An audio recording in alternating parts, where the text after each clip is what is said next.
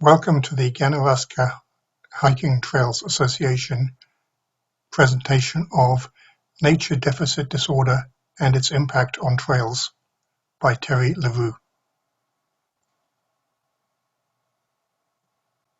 She is a senior manager now with the Credit Valley Conservation Authority, and she's responsible for 62 different conservation authorities. Her job includes the conservation land planning, land securement, trail management, and a lot of other stewardship type programs and initiatives. Terri is currently the president of the Ontario Trails Council, but she's also the past president of Hike Ontario, on which I am as well. And she is a director with the Canadian Trails Federation, and still a member of the emergency response team with the Ontario Provincial Parks organization. So she will be talking to us about nature deficit, and she will explain what that is. It's becoming more and more of a critical issue because more and more, especially now under the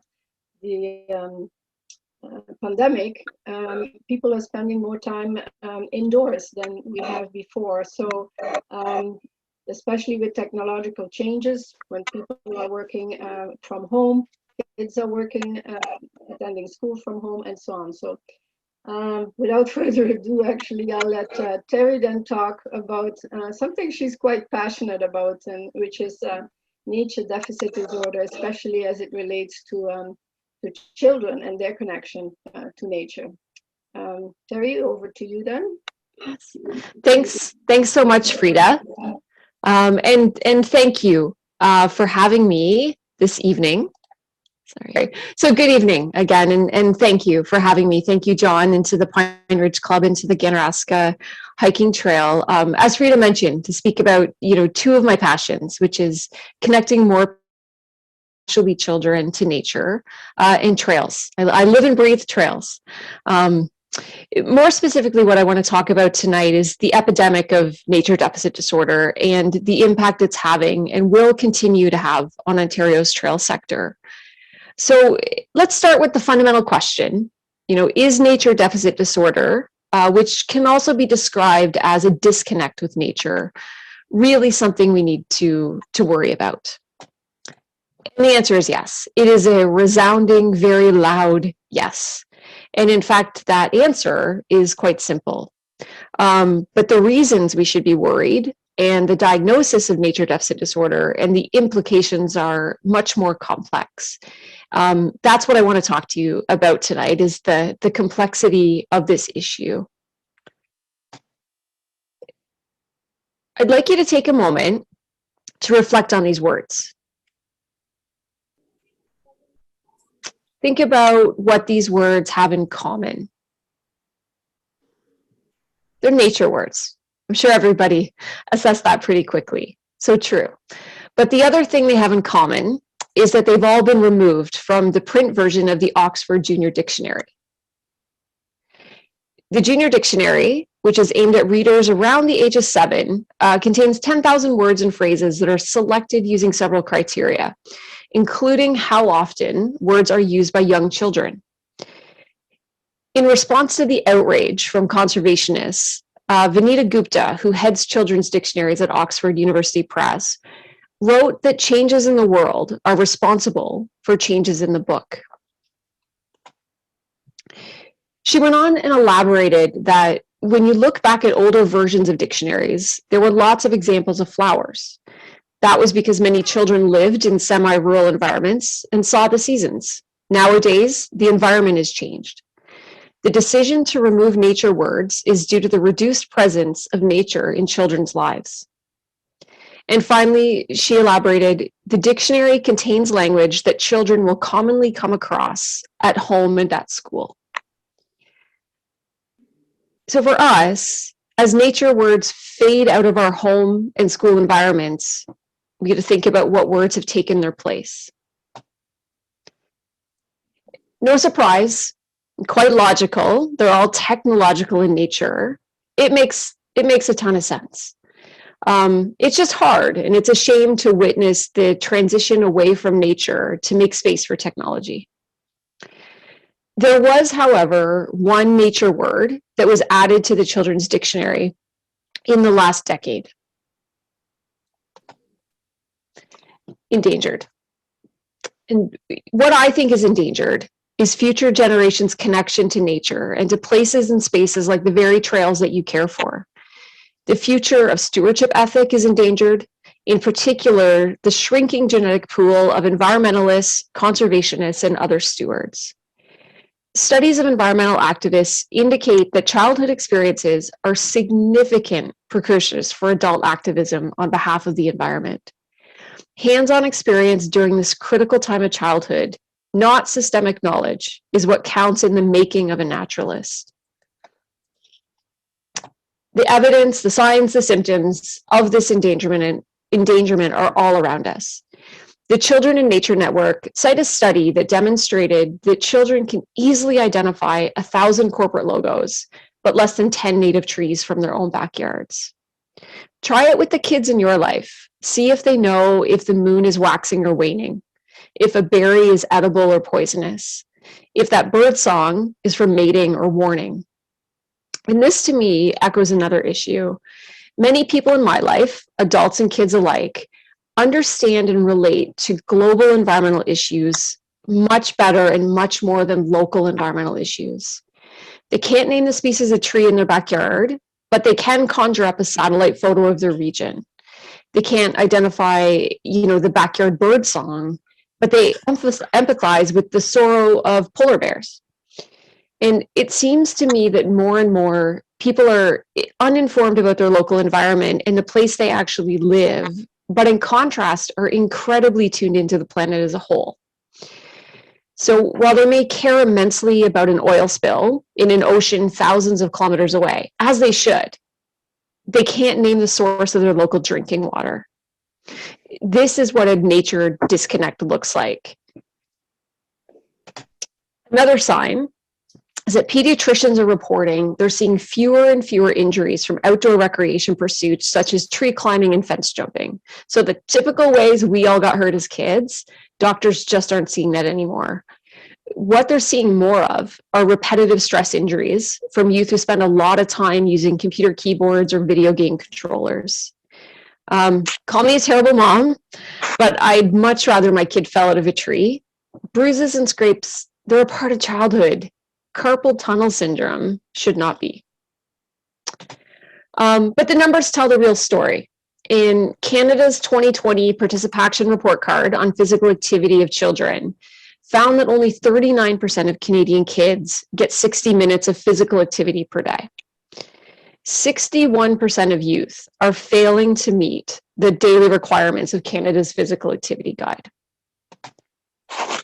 In a 2019 UNICEF Canada report, shows that only 21% of kids aged 5 to 11 engage in at least 1.5 hours a day of unstructured activity. And sadly, only 30% of children spend an hour a day outside in any capacity.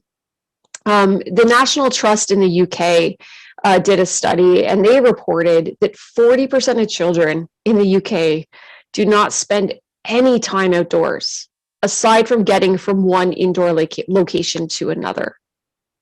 40%. So I'll give you a higher number, but unfortunately it's not good news. The Coleman Canada Outdoor Report in 2017 found that 64% of Canadians spend less than 2 hours outside each week. And another sobering stat from across the ocean in the UK is that 74% of UK children spend less time outdoors than prison inmates. We're failing our children in a major way. Aside from the numbers, the writing's on the wall. Canada has a day dedicated, July 15th, to asking people to go outside. July 15th is our National Get Outside Day. Let's just let that sink in for a moment. We have a national marketing and awareness campaign to tell people to breathe fresh air. In a province and a country that offers boundless opportunities to discover it's frightening that we have to remind people to go play. And, you know, our province is home to 250,000 plus lakes. We've got 330 provincial parks, about 270 conservation areas, and over 80,000 kilometers of trails. So it's not for lack of a natural playground. We have a phenomenal natural playground in Ontario. But still, July 15th is our National Get Outside Day. The fact that this is even a thing is equal parts mind-blowing, but utterly depressing as well. The truly bad news is that children who are disconnected from nature and the outdoors come to either idealize it or associate it with fear. Two sides of the same coin, since we tend to fear or romanticize what we don't know. So where do all these signs and symptoms lead us? They've led us down a path of increasing alienation from the natural world. They've led us to this informal diagnosis of nature deficit disorder, which is the absence or loss of direct, intimate experience with the natural world. The term was coined by an American writer and child advocate, Richard Louv, in his best-selling book, The Last Child in the Woods. And NDD, it quickly became a buzzword referring to the trend that children are becoming more and more disconnected from the natural world as every year goes by. Richard Louv spent 10 years traveling through the US in both urban and rural areas, speaking to kids and parents about their experiences in relationship with nature. And what he found is that in the last 3 decades, there has been a rapid disengagement between children and direct experiences in nature, and that this disengagement has profound implications, not only for the health of future generations, but for the health of the earth itself. And there's costs. You know, there's cost to our kids for this disconnect. The list is expansive. Depression, lack of imagination, lower grades, poor health, obesity, limited respect for the environment. You know, and these are the kids that will become the adults that we need to care for the environment. You know, these are the adults that we will need to care for Ontario's trail system. So let's talk a little bit about how we got here and what caused this epidemic of nature deficit disorder. There is a growing body of anecdotal, theoretical, and empirical research, but they all ultimately point their fingers at 4 root causes. The number one barrier to nature connection is fear. Parents are keeping children indoors in order to keep them safe from danger, from stranger danger, insect-borne diseases, UV rays, and injury and illness. I'm not immune to this, I will admit. The naturalist and kind of outdoor adventurist in me battles with the protective parent. Before being a mom, I had really grandiose visions of how I would raise a wild child, you know, barefoot in the woods all the time. You know, and how I would let him kind of dive into natural spaces without adult influence.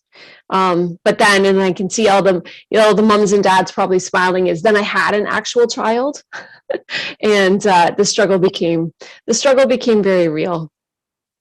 The second reason we're here is urbanization. 81% of Canadians live within 1 square kilometer of 400 other people. And at the time of the very first Earth Day in 1970, the global population was roughly half what it is today. In 1970, 3.6 billion people called our planet home, and most of them lived in rural areas. Fast forward to the present day, and you'll find that the human race has doubled its numbers in little more than the span of 1 generation. And for the first time in history, the majority of the more than 7.8 billion people on Earth live in cities. And the trend toward urbanization shows no signs of slowing. In the next 40 years, we can expect those numbers to grow to 9.2 billion, with nearly 4 out of 5 of us living in urban areas. Increasingly in these urban areas, large culturally and socioeconomically diverse populations suffer from limited access to green space, overscheduled agendas, and the lure of an abundance of indoor, electronic, sedentary entertainment. Another threat as the population grows and immigrants arrive from across the globe is that the values and actions toward protected areas may change from one of active visitation to one of appreciation at a distance. Research from the University of Waterloo is showing preliminary evidence that some new Canadians hold the view that parks and trails are best left unvisited. Number 3, the world is turning inwards where there are electrical outlets. Technology now dominates almost every aspect of our lives. And in and of itself, technology is not the enemy, but the lack of balance in our schools and lives, I believe, can be lethal. Canadian kids are now spending more time in front of screens each week than their parents spend at work. 8 hours a day, minimum. And this was prior to the pandemic and the onslaught of virtual learning. And what we're seeing is children spending less and less time outdoors, actually experiencing the real world, and more time indoors, immersed in virtual worlds. What kids need is uninterrupted solitude outdoors, sufficient time for the local sights, sounds, scents, tastes, and textures to seep into their consciousness. You know, what would our kids' days and spirits be like if they were as immersed in nature as they are in technology? And lastly, number 4, programs and policies that are meant to protect the natural world actually prevent a new generation from developing an interest in it. And I say this tongue in cheek because as you realize, I am a park and trail manager, so I fully realize the irony in this one. But many park and nature preserves have restricted access and do not walk off the trail signs. Environmentalists, educators add to that restriction by telling children, look, but don't touch.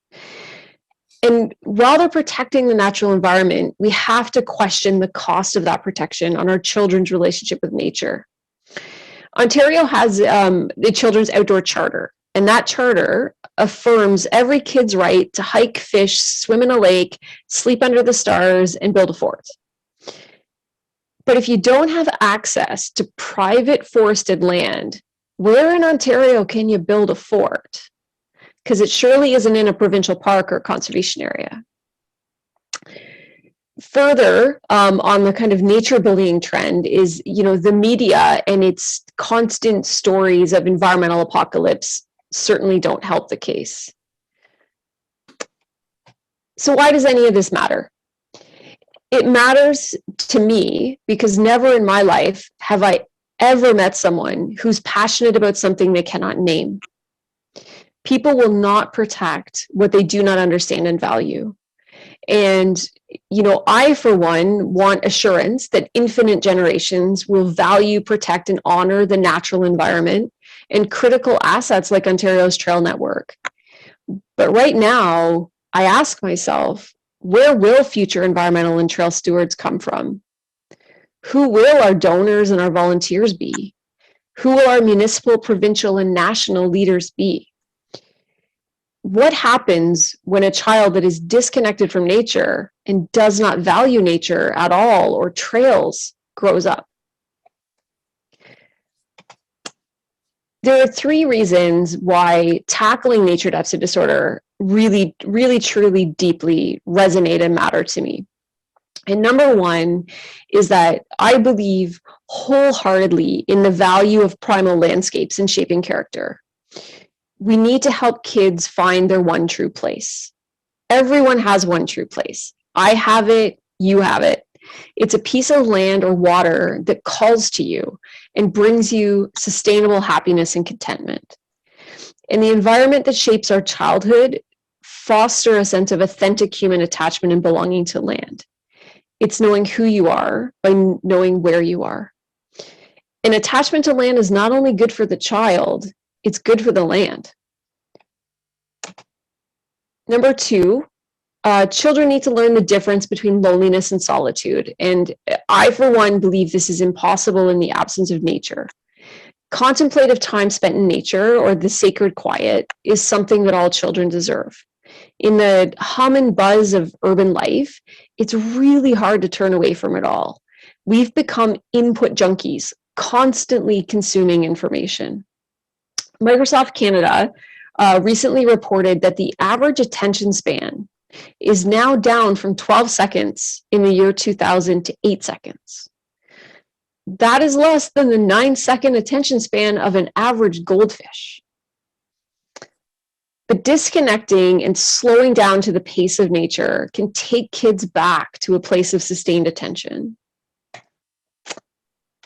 And number 3, I believe that natural spaces are an antidote to our technologically driven self-absorption and our ever-increasing tendency to value ourselves based on social media likes and shares and virtual social engagement. Nature, in contrast, is a place to be deflated, to be humbled, to be awed all at once. We naturally fall in love with places that prove how small we are, places that humble us and remind us that we have so much more to learn, so much more to grow, and that we're part of something bigger than ourselves. And at all ages and in all stages of life, nature is that stark reminder. It reminds us that no matter what heights we rise to and no matter what we accomplish, nature can humble us when we least expect it. Kids need that. Kids need to be humbled. So what do? How do we treat nature deficit disorder? Is taking a kid for a hike the solution? It's a tough question, and there's no simple answer.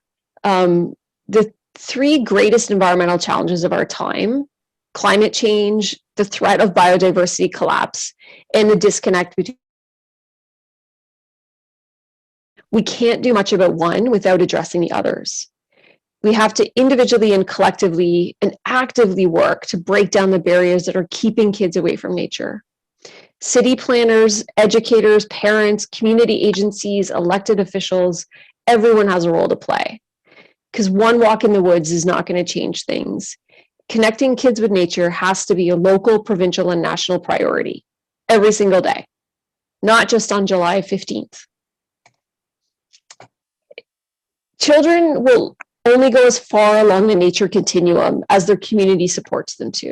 And if we want children to flourish, to become truly empowered, then let us allow them to love the earth before we ask them to save it. We need to act now while we have a generation of parents and grandparents who know the value of the outdoors. Or quite possibly, that connection with nature is only 1 or 2 generations away from extinction. One of my CBC Credit Valley Conservation colleagues recently asked me, when and how my own connection to nature was formed. And I didn't have an answer. It's always been there. I grew up in rural Ontario and was blessed with a very early immersion in nature and outdoor recreation. Every single family vacation we ever took was in a tent. I learned to swim in a lake, I climbed trees, I hiked, I learned to paddle before I learned to drive. It's just something that was always there, and as such will always be there. And I want this for my son. I want this for every child.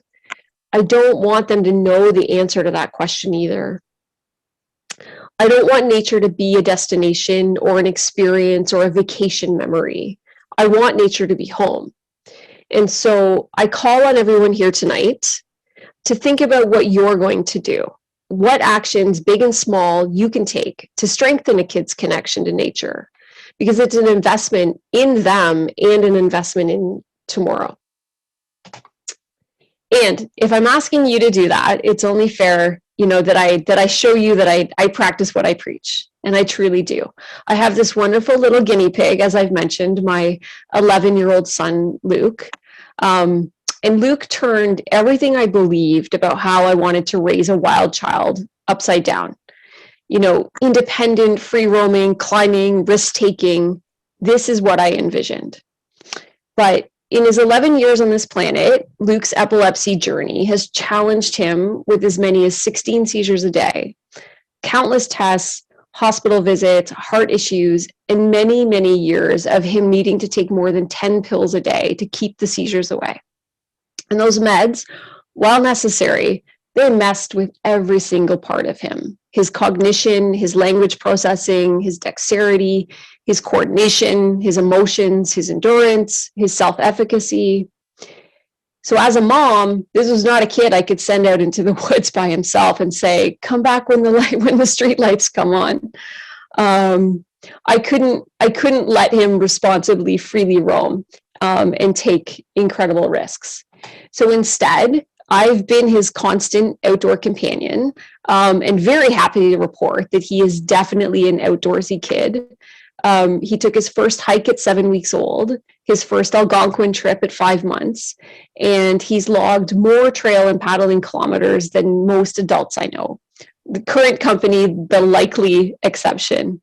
We have screenless Sundays. He's attended nature camp since he was 5. We camp under the stars no fewer than 30 nights a year. And we spend at least 15 hours a week in the woods.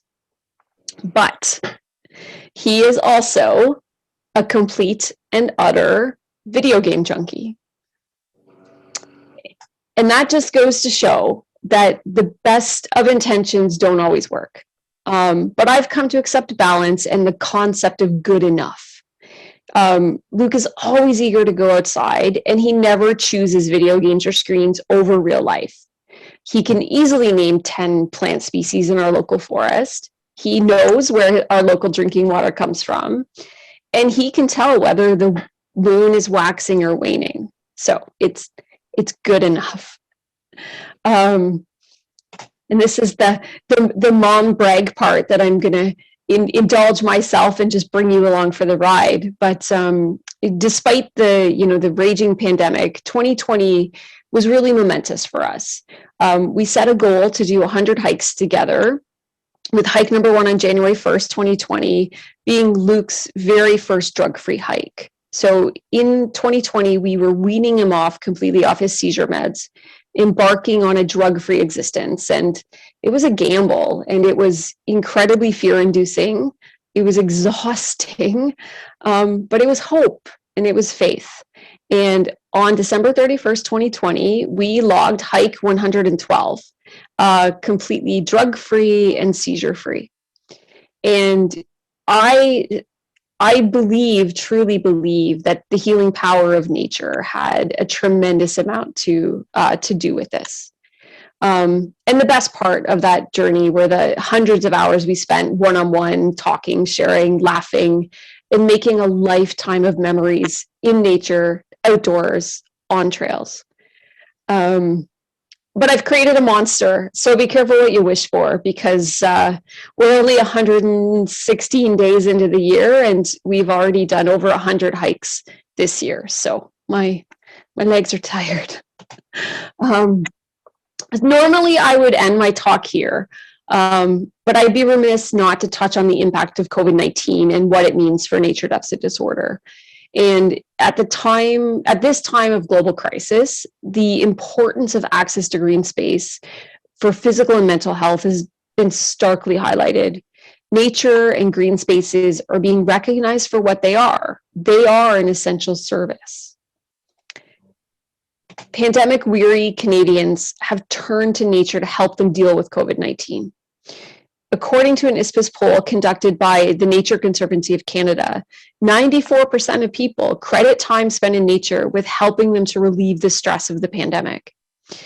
And more than 85% of the people surveyed said access to nature has helped their mental health. 3 in 4 Canadians say time outdoors is more important to them than it ever was before. More people are outside, and they have their kids with them. Sadly, the mental health crisis our children, youth, and families are facing in Ontario is dire. Social isolation, removal from school and daily routines, isolation and loss associated with illness are some of the top stressors kids are facing. And like so many adults, our kids are feeling the impacts of so much uncertainty around how long the pandemic will go on for. Children's Mental Health Ontario research is showing 59% of parents have noted behavioral changes in their kids, ranging from outbursts to extreme irritability to drastic changes in mood, behavior, or personality, difficulty sleeping, persistent sadness, and more.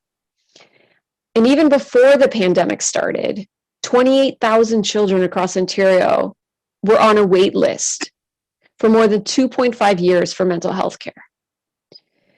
Through the pandemic, the situation has worsened, and kids have been hit especially hard.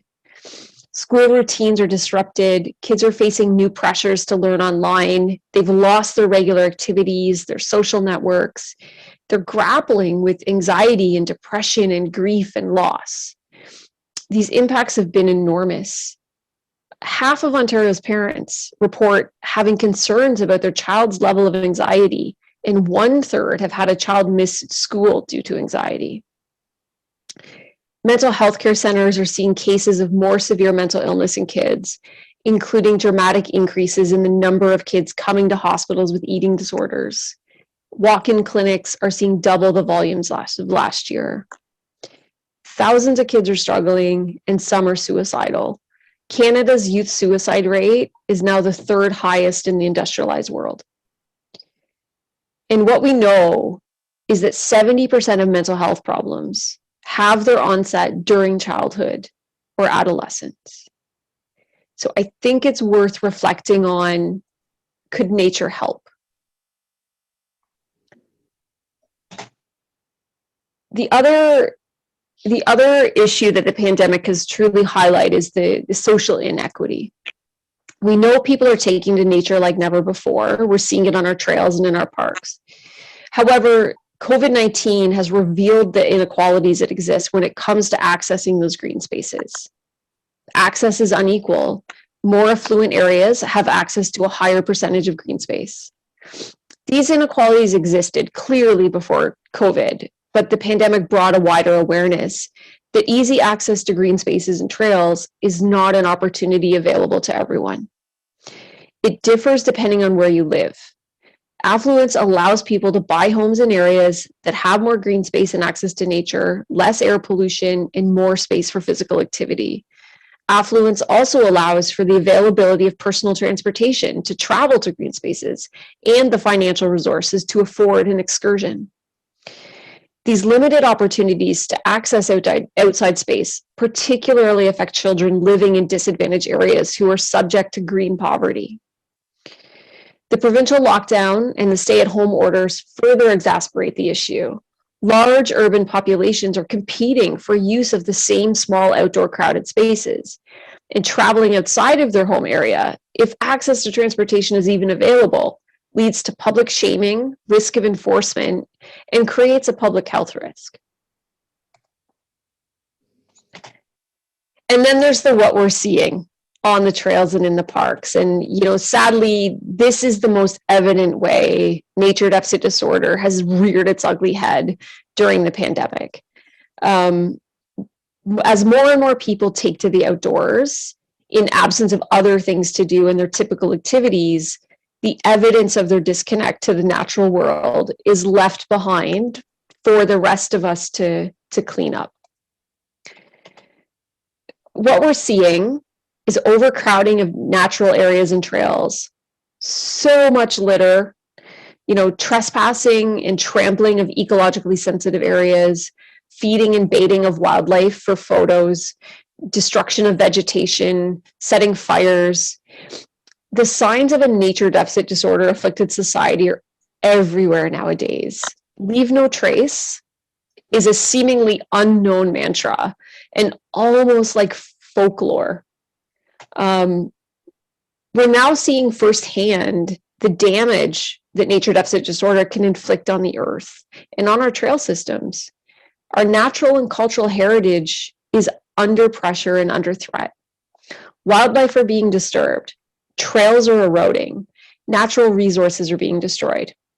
And very disturbingly, a lack of conservation ethic has become a bragging right and a selfie capture on social media. There is hope, however. For a lot of people, COVID-19 has positively changed their relationship with nature. One of the first published studies to examine how COVID-19 has impacted our relationship with nature studied the people of Vermont, who have said they have significantly increased the time they spend outdoors since the onset. And researchers from the University of Vermont collected data from over 3,200 Vermonters. And in the study, the respondents said they had increased participation in walking, which was up 70%, wildlife watching, 64%, relaxing outside alone, 58%, and taking photos and creating art, up 54%. That's the world we want. This is potentially our silver lining, the shift that we need for engaging more children in nature-based activities with their parents, their grandparents, and their friends. The pandemic, as horrifically tragic as it is, has dramatically increased public awareness of the deep human hunger for nature connection. And so I'm choosing hope. The hope that we can act now to help cultivate children's relationship with nature. The hope that these children will be our trail stewards and our volunteers and our donors. And the hope that Ontario's trail system will forever be cared for by a nature-connected population. So choose hope. Let's all choose hope. And I'd like to end my presentation with a quote by the founder of the term nature deficit disorder, Richard Louv. And that is, "Passion is lifted from the earth itself by the muddy hands of the young. It travels along grass-stained sleeves to the heart." If we're going to save environmentalism and the environment and protect our trails in perpetuity, we must save an endangered indicator species, the child in nature. Let's take them outside and show them what hope feels like. Thank you for listening and indulging my passions this evening. As Frieda and John mentioned, I'm very happy to answer any questions you may have. And I look forward to hearing about your own thoughts and experiences with nature deficit disorder. Thank you. Terri, your presentation is so passionate that you can't but give me goosebumps when I heard about some of the things and some of the statistics that you mentioned. It's overwhelming. It's scary, but at the same time, maybe there is hope if all of us take a more active role in bringing our children, our grandchildren back out in nature. We can meet our doors during the pandemic. So why don't we do this more often whenever we have a chance?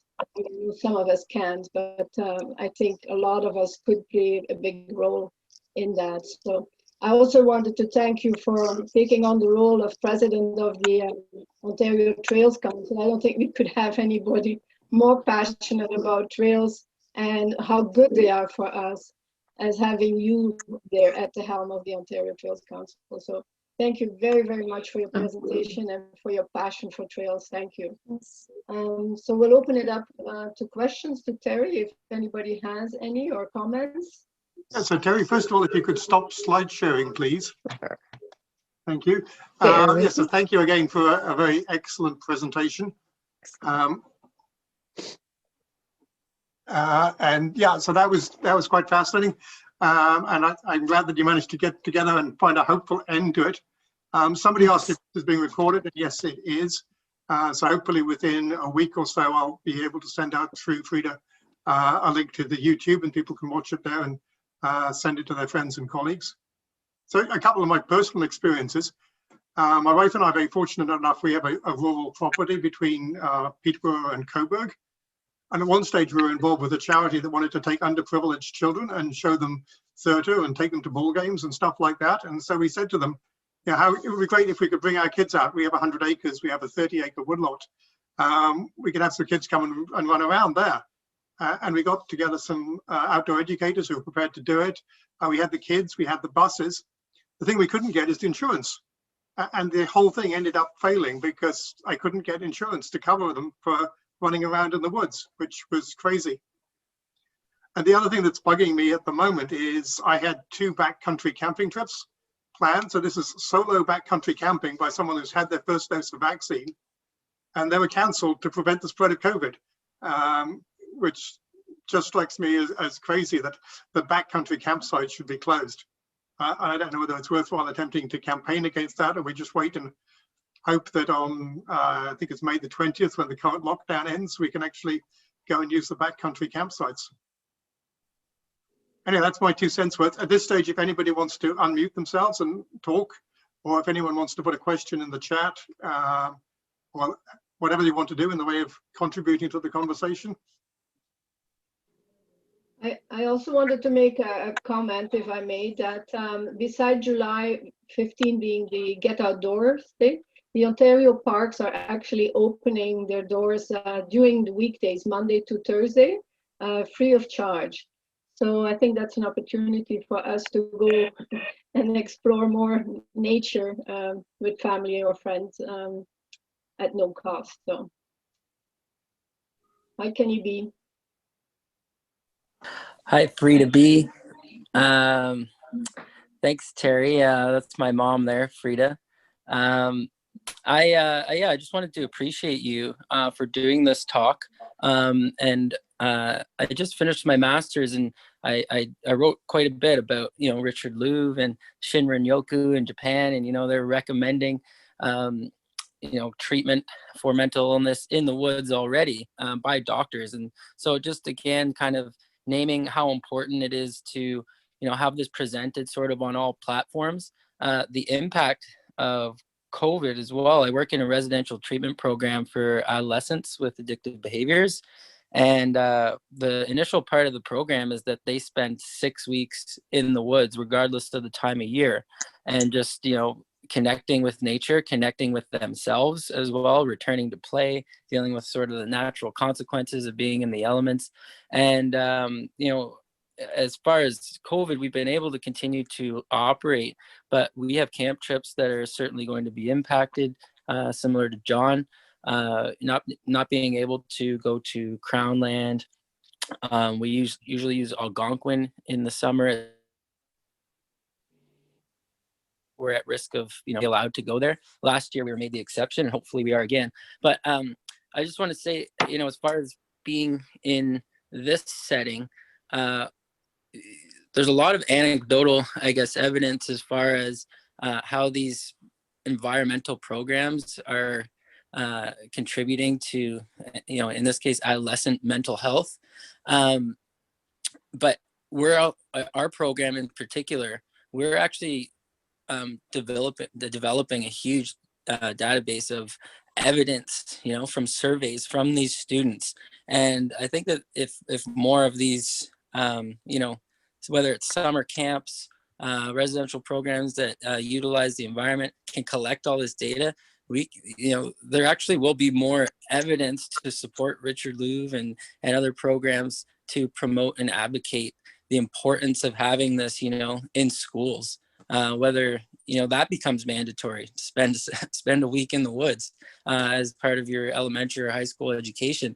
I think this will contribute to them wanting to have more pro-environmental initiatives and take care of what is available to us in Ontario. We're so fortunate, and I think just so removed from it though as well. So I appreciate you. Wanted to share sort of what is happening in one place in Ontario anyway. And I think we are, building a case to have people pay more attention. Thank you, Kenny. Yeah. Yes, thank you. Thank you so much. And that's so, it's so good to hear that there's just really important work happening.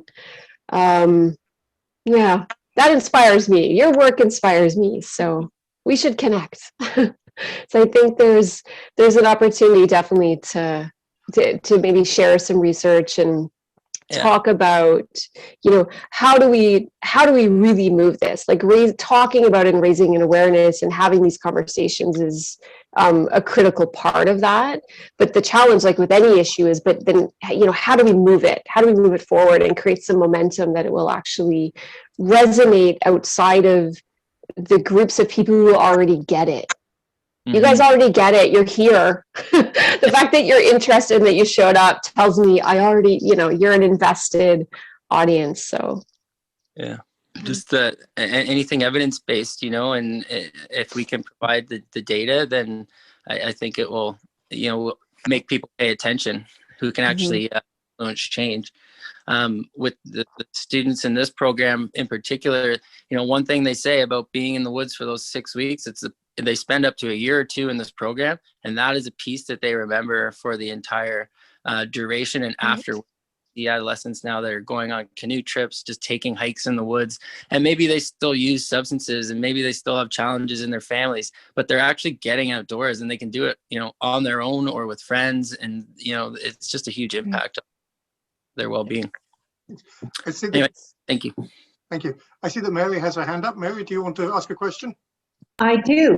So all of these children who live in urban settings like Toronto and Oshawa and Hamilton, and I mean, how do we get them out into the country and into the forest? How do we do that? Should we be writing letters to the Ministry of Education, and what can we be doing about that? And even in our own area, I mean, I know a lot of kids don't go camping, even though we're so close to campgrounds and so on. So, like, what do we do? Because you are talking to you're preaching to the choir here. We all understand the importance of being out in nature, but what can we do? Like, really hands-on here to contribute to the success. Yeah, that is a fantastic question, with no simple answer. To me, I think part of it is there's also the reality of, kids who aren't connected to nature generally have parents who are not connected to nature. So it's the community around the child that will have to rally and engage them and immerse them. And it can't be solely dependent on the household that they live in. So I think schools play a very significant role in that. I think, we all know that outdoor education is not a priority of this ministry. The conservation authority that I work for in the lands I manage, we do have 2 relationships with school boards that run environmental education centers on our properties. And I would love to see so much more of that. Environmental education centers on a lot of public lands and public green spaces, and partnerships between, whether it's Ontario Parks or conservation authorities or, major landowners and the school boards to facilitate that access for children. But yeah, I think it really, educators and community agencies and support networks around children are critical to getting kids outside. But we have that kind of situation in Simcoe County. So there are connections between the school board and, Tiffin Conservation Area, the Wymarsh Center, very tiny marsh. But that's just, they're few and far between in terms of school boards. Anyway, that's all. Yeah, while you were talking and while I was listening to you, Terry, what I was thinking of is sharing this video with the parents of the children in my faith community, because I think it would be very helpful for them as parents to hear what you have to say and to then maybe be encouraged to do something with their children. That's a fantastic idea, Irene. Yeah. That's great. Yes. So Frieda? Yeah, I just wanted to comment further to, I guess, Mary's question about what do we do next, and a couple of things, I guess. Terry's example of setting a goal of 100 hikes with her son, I think, is a fantastic one. I remember following her on Facebook as she was counting the hikes every day and posting pictures. So maybe that is one idea. The other one is to set goals, and then achieve those. And for that achievement, you can actually get a badge. Hike Ontario has several badges. I think one for children, and then several for a distance walk. And also the Ganaraska hiking trail, the Bruce Trail, they all have badges also for children that maybe some of the kids would be interested in collecting. And then I wanted to mention to John about the insurance that he wasn't able to get. And I was wondering if it would be possible through the Ganaraska hiking trail insurance if we waive in some Ganaraska involvement, whether we would be able to get insurance for you to bring a bus of kids out to that property. So Okay, we'll see. we should talk about that. I'm willing to investigate it. So. Okay, sounds All right. good. So, Frieda, just further to that, I'm sorry, I hope I'm not taking up too much time, but just further to that, could the school board be notified? You know, could a package be put together from the Ganaraska Club saying, here's an opportunity for students to earn badges, and this is how you do it? And it could be sent out to the school board.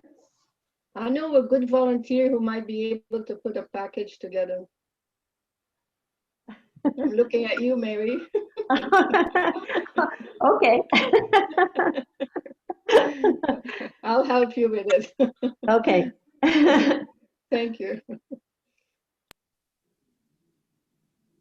Are there other comments or?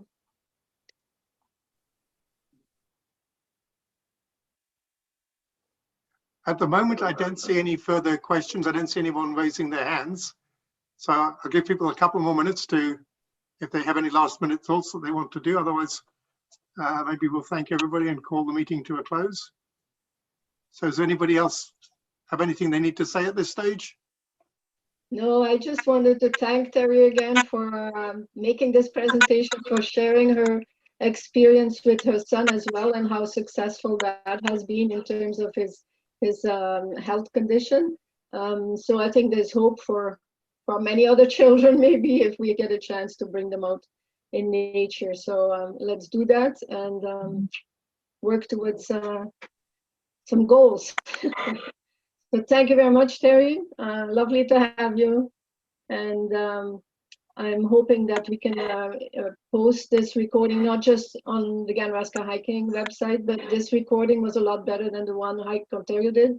So if you're okay with it, maybe we can share it more widely as well. So thank you. Yes, yeah. Thank you so much, everyone, for listening. And thanks again, Terri. That was a very excellent presentation, and I'm glad we managed to get through the whole thing without any technical problems. It all went very smoothly. So I thank everybody who turned up, and I thank Frieda and Terri for the opportunity to make this, to be a part of this. And obviously you, John, for hosting it. Thank you very much for the technical aspect. Okay, thank you, everybody. We'll see you again. Okay, good night. Take care. Bye. Thanks a lot, John. Oh, you're very welcome. Cheers. Bye, Bill. Hi, Frieda. Bye. Yeah, take care. Yeah. Bye, Bill.